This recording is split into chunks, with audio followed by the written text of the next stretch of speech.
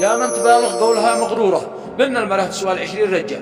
هيا اسمعي يا قيد يا سنيورة، ردي وقولي بايصلك زلزال. حق المرأة قشرعه دستوره، في محكم القرآن شوفي ما قال، في العقل والميراث مقصورة، واعفالها من حمل جور الأثقال. صحيح ميزها بحسن الصورة، وصوت رقها عذب مثل الموال، لكنها عبر الزمن مذكورة، مرة وأنثى في جميع الأحوال.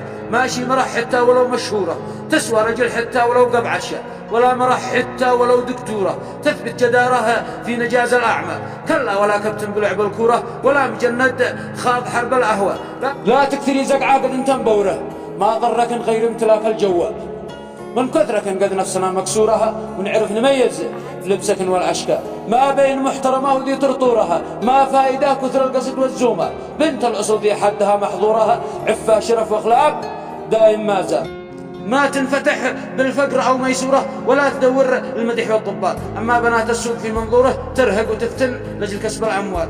باسم الثقافة تحزق التنورة، وباسم التحضر تنفتح الأشغال. وكيف راعي ثوري يربط ثوره، وراعي البقرة مفلت فتال. هول النساء ماشي نساء أسطورة، ولا مراه قادة جمل والجمال. أما الرجل لشتا نفسه خورة، والجيب دافي والمفاعل شغال. يتزوج 4 لا سمح مقدورة، ملك عليهن كالأسد في الأدغال. وافضل مرة في بيتها مستورة، زوجه ربت بيت العلجها، وزوجها في طاعته مأمورة. لا قال لها هيا سيب السروال.